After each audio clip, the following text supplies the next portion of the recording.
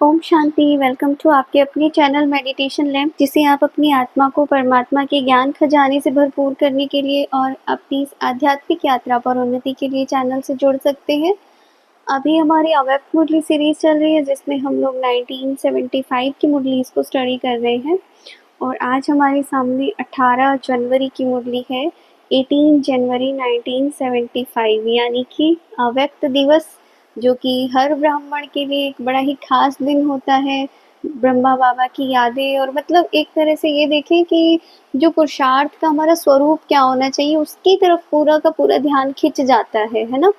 तो ये है मुरली का टाइटल है साक्षात्कार मूर्त और फरिश्ता मूर्त बनने का निमंत्रण।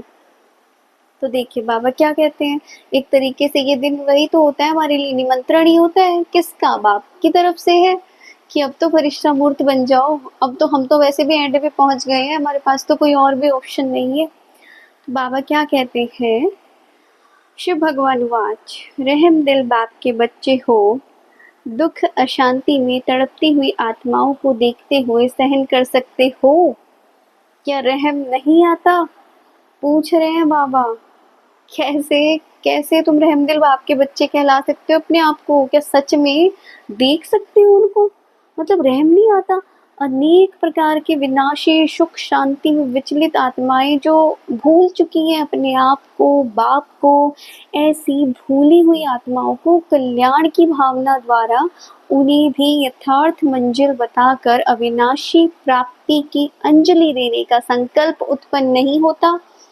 पूछ रहे हैं बाबा कि कैसे तुम देख सकते हो अपने ही भाई बहनों को? क्या आप देख सकते हो अपने घरों में भी? अगर आपके भाई बहन, आपके जो बिल्कुल क्लोज आपके बच्चे अगर ऐसे रिलेशन में परेशान हो, तो क्या आप बैठ के कि एक तो भूखा मर रहे है, उसको खाने तक के लिए नहीं है, परेशान है, दुखी है, दर्द में है, आपके गले से वो बोलते हैं कि घर में भी कुछ कोई परेशान हो तो रोटी निगली जाएगी, आपके गले से खाना उतर कैसे जाएगा? कि आपके सामने सामने कोई आत्मा रो रही है, तड़प रही है भूख से, कैसे दिल नहीं पसीजता? बाबा तो खुद मतलब ये चीज पूछते हैं कि क्या ऐसा फील नहीं होता तुम्हें कि जल्दी से जल्दी अपने भाई बहनों को हम मुक्ति, जीवन मुक्ति का रास्ता बता करके उनको भी इस सच्चे ज्ञान से, सच्चे सुख से, सच्ची शांति से जोड़ दे, उनको परमात्मा का परिचय दे दे। तो ये बाबा ने कहा है। नेक्स्ट है, फर्स्ट क्लास में जाने के लिए 2 मुख्य वरदान प्रैक्टिकल रूप में चाहिए। पहला, विस्मृति व अपवित्रता क्या होती है इसकी अविद्या हो जाए। पहले भी पीछे भी बिल्कुल इसी तरह से बाबा ने समझाया था, अब भी फिर से कि मतलब विस्मृत हो जाए। ये अपवित्रता किस चिड़िया का नाम है आपको पता ही ना हो। जैसे छोटे बच्चा होता है ना, उसको महात्मा बोलते हैं। क्यों बोलते हैं? आजकल तो वो महात्माएं भी खैर अलग ही लेवल के पहुंच चुके हैं, क्योंकि सृष्टि का तो बिल्कुल ही पिन पॉइंट आ चुका है एकदम, कि अपने बिल्कुल जो नया सर्कल शुरू होना है उसके एकदम पॉइंट पे है, एकदम चरम सीमा पर है सारी चीजें की घड़ा भर चुका और फूटना है बस। वो छलक रहा है, पूरा बढ़िया तरीके से छलक रहा है। क्रैक भी आ चुके हैं, एक होता है ना ऑफिशियली फूटना बाकी है, वो चीज रह चुकी है। तो ऐसा हो कि तुम संगम पर उपस्थित हो ना, बाबा पूछते हैं, तो ऐसे अनुभव हो कि ये संस्कार या स्वरूप ना मेरा नहीं है, बल्कि मेरे पूर्व जन्म का था, अब का नहीं है। कि ये तो ब्राह्मण हूँ मैं तो, और ये शूद्रों के संस्कार है, ये हो गया।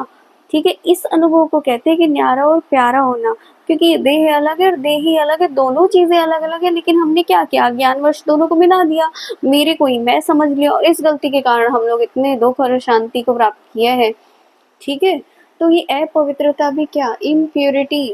आप अपने मूल संस्कारों से अलग, अपने मूल संस्कारों से, बेसिक गुणों से अलग जो भी चीजें करेंगे वो सब इम्प्योरिटी। इम्प्योरिटी का मतलब क्या, अशुद्धता। जो भी चीजें शुद्ध नहीं है, किसी के प्रति आपके मन में नेगेटिव विचार है, तो क्या ये प्योरिटी है? मतलब क्या परिभाषा हमने रच रखी है अपने माइंड में, अपनी बुद्धि में। ये भी तो पता हो कि हम किस चीज को इम्प्योरिटी समझ रहे हैं और किस चीज को हम समझ ही नहीं रहे हैं। और जब हम समझ ही नहीं रहे हैं उसको इम्प्योरिटी, तो हम उसके ऊपर काम भी करने वाले नहीं हैं। ये छुट्टी दे रखी है बाबा ने कि किसी के प्रति ईर्ष्या रखो, क्या ये प्योरिटी है? आप टेंशन में आओ, ये प्योरिटी है? आप किसी से दुख ले लो, ये प्योरिटी है? सब कुछ तो इम्प्योरिटी है। मिक्स चैरिटी हो रही है किसकी? वेस्ट थॉट की, ऐसे गुणों की, ऐसे संस्कारों की जो कि आत्मा के परमानेंट है ही नहीं। जो सबसे लोवेस्ट फ्रीक्वेंसी होती है ना इस यूनिवर्स की, वो सारे थॉट्स, वो इम्प्योरिटी है। वो कुछ भी है, डर, चिंता, भय, बदला लेने की भावना, ये सब क्या है? इम्प्योरिटी है। तो यहाँ से हमें क्या देखना है? अपने आप को कंप्लीट प्योर बनाना है और बिल्कुल ऐसे हो जाओ कि ये वरदान जो है ना, पवित्र भव, योगी भव, इसको प्रैक्टिकल स्वरूप में ले आओ। ठीक है जी। तो ये थी आज की मुरली और बहुत गहरे पॉइंट है ये दोनों के दोनों, मतलब पूरा का पूरा सार समाया हुआ है। तो जो भी चैनल पे नए आए, अगर आपको लगता है आपकी कुछ उन्नति हो सकती है, आप चैनल से जुड़ सकते हैं, चैनल को सब्सक्राइब कर सकते हैं और दूसरों के साथ भी शेयर कर सकते हैं कि दूसरी आत्माओं का भी कल्याण हो, क्योंकि जैसे प्यार बांटने से बढ़ता है, ज्ञान भी बांटने से बढ़ता है। मिलते हैं हम लोग नेक्स्ट मुरली में, तब तक के लिए thank you, thank you, thank you so much. ओम शांति।